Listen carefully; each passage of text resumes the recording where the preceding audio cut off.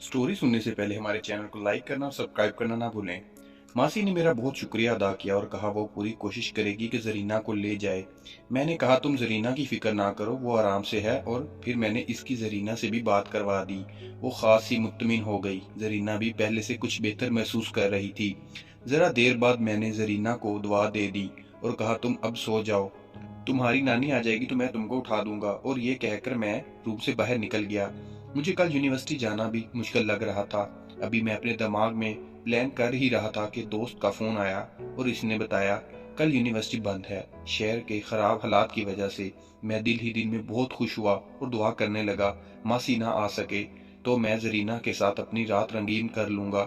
मैंने TV launch वाला TV on किया तो पता लगा शहर के हालात मजीद खराब हो गए हैं और शहर में कर्फ्यू लग गया है। मैं बहुत खुश था कि अब तो जरीना को यहाँ ही रुकना पड़ेगा। खैर, मैं थोड़ी देर बाद इधर उधर ही घूमता रहा। घर में फिर भूख लगने लगी तो मैंने किचन में जाकर खाना गर्म किया और जाकर जरीना को देखा तो वो जाग चुकी थी। मैं इसके करीब गया और पूछा कैसी तबीयत है अब।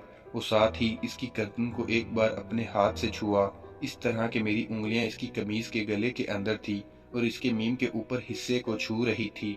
इसकी जिल्द काफी चिकनी थी। अब जरीना का बुखार भी उतर चुका था। मैंने मुस्कुराकर इसको देखा, जवाब में वो भी मुस्कुराई। मैंने इससे कहा चलो मैंने खाना गर्म कर लिया है, चलकर खा लो। इसने कहा मैं पूरे पसीने में भीगी हुई हूँ, मैं शावर लेना चाहती हूँ। मैंने कहा हाँ जाओ अंदर बाथ में गर्म पानी से शावर लेना। इसने इस बात में सर हिलाया और बात में चली गई। जरा देर बाद इसकी आवाज आई, आमिर भाई तौलिया नहीं है अंदर। मैंने जल्दी से तौलिया लिया और इससे कहा ले लो तौलिया, और दरवाजे से जरा दूर एक साइड पर खड़ा हो गया। इसने जरा सा दरवाजा खोला। जब मैंने नजर न आया तो मजीद खोला। बस मैं उसी लम्हे इंतजार में था। एकदम इसके सामने तौलिया हाथ में लिए आ गया। वो पूरी नंगी मेरे सामने थी। इसका पूरा बदन भीगा हुआ था, सेक्सी लग रही थी। वो एकदम हड़बड़ा गई और मैंने भी हड़बड़ाने की एक्टिंग की। साथ ही जल्दी से तौलिया इसकी जान बढ़ाया और एक साइड पर खड़ा हो गया और फिर रूम से बाहर निकल गया। जरा देर बाद वो शर्माती हुई खाने की मेज तक आई और खामोशी से चुपचाप बैठकर खाना खाने लगी। मैंने पूछा अब कुछ बेहतर लग रही हो तुम। वो कहने लगी जी अब काफी बेहतर हूँ। मैंने इससे बताया कि शहर के हालात खराब हैं और कर्फ्यू लग गया है। न जाने तुम्हारी नानी किस तरह आएगी तुमको लेने। जिस जगह वो है अभी वहां तो बहुत ही हालात खराब है, वरना मैं तुमको खुद छोड़ आता नानी के पास। अगर वो ना आ सकी तो तुमको रात यहीं रुकना होगा। ये सुनकर वो थोड़ी परेशान हो गई। अभी हम खाने से फारग ही हुए थे कि मासी का दोबारा फोन आया। मैंने इससे पूछा कि वो कहाँ है तो इसने बताया कि वो उसी घर में है और अब निकल नहीं सकती और ना वो घर वाले इसे जाने दे रहे हैं क्योंकि शहर में कर्फ्यू लगा है।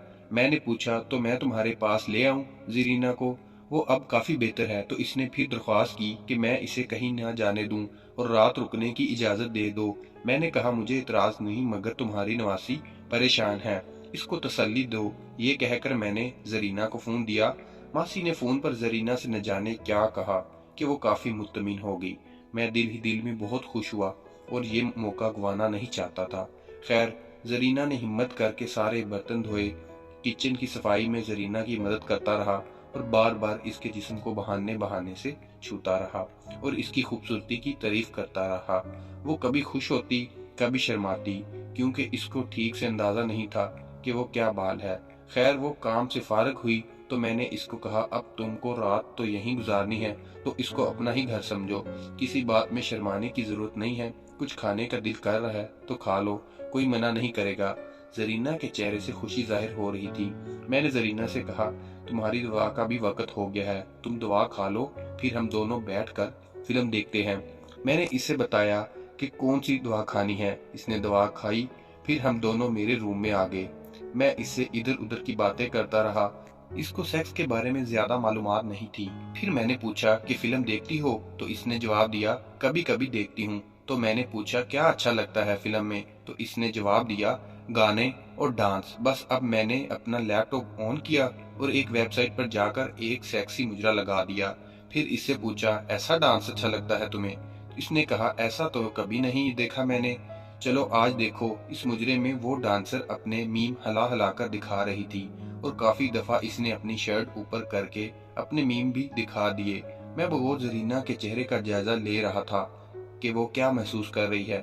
بالآخر وہ وقت آیا جب اس کی سانس تیز ہوئی، وہ بار بار اپنے بیٹھنے کی پوزیشن تبدیل کرنے لگی۔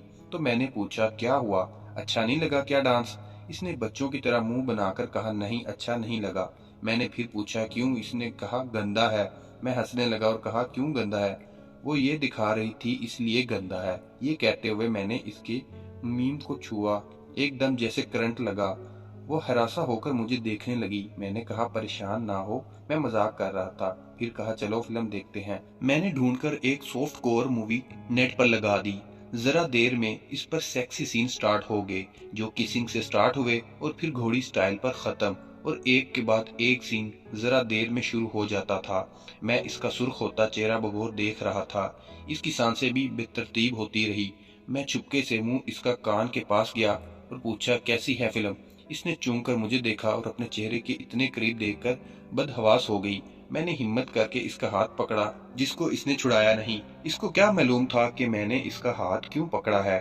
دوسرے ہاتھ سے میں نے اس کا چہرہ پکڑ کر اپنے مزید نزدیک کیا اور ایک کس کی اس کے گال پر، اور آہستہ سے اس کے کان میں کہا تم بہت خوبصورت ہو زرینہ۔ میری بات سن کر اس کا چہرہ مزید سرخ ہو گیا۔ مجھے اس کا جسم گرم لگنے لگا، مگر یہ گرمی کسی اور بخار کی تھی جو دوا سے اترنے والا نہیں تھا۔ مجھے خوشی یہ تھی کہ وہ کس قسم کی مزاحمت نہیں کر رہی تھی۔ میں نے مزید ہمت کی اور اپنا ایک ہاتھ اس کے ایک میم پر رکھ دیا اور اس کا ہلکا سا دبایا۔ مجھے اس کے جسم میں ایک کپکپاہٹ صاف محسوس ہو رہی تھی۔ اس کی سانس اب اتنی تیز تھی جیسے کافی دور سے دوڑ کر آ رہی ہو۔ اس کا جسم کافی کم سن عمر کی لڑکی کا جسم تھا، مگر اس کا میم، اس کے گان اتنی زبردست تھی کہ دیکھنے والا مزے لینے کی خواہش ضرور کرے گا۔ اب میں اس کے نازک ہونٹوں کو اپنے ہونٹوں میں دبا لیا اور چوسنے لگا۔ میں نے دیکھا کہ زرینہ نے آنکھ بند کر لی تھی اور وہ مزے لے رہی تھی۔ میری اور ہمت بڑھی اور میں نے اس کو اپنی باہوں میں جکڑ لیا اور اپنے سینے سے چمٹ لیا۔ میری حیرت کی انتہا نہ رہی جب اس نے بھی مجھے کسی فلمی ہیروئن کی طرح جکڑ لیا۔ بس اب کیا تھا؟ اب تو میں اسے بے تحاشا اس کو کس کرنا شروع کر دیا۔ وہ میری کسنگ سے ہی مدہوش ہونے لگی تھی۔ ابھی تو بڑی منزلیں باقی تھی۔ ابھی تو میری اس رانی کو ان کا بھی مزہ چکھنا تھا۔ اس کے میم میرے سینے سے بری طرح مسلے جا رہے تھے، مگر اس کو پرواہ نہیں تھی۔ وہ بھرپور مزے لے رہی تھی۔ اب میں نے کسنگ بند کی اور اس کا ہاتھ پکڑ کر اپنے ہتھیار پر رکھا۔ وہ آدھی کھلی آنکھوں سے مدہوش ہو کر کبھی مجھے دیکھتی اور کبھی اپنے ہاتھ کو جو میرے ہتھیار پر تھا۔ میرے ہتھیار میری جین سے باہر آنے کو مچل رہا تھا۔ میں نے اس کی آنکھوں میں آنکھیں ڈال کر پوچھا، کبھی دیکھا ہے کسی کو ننگا؟ اس نے جواب نفی میں صرف سر ہلا کر دیا۔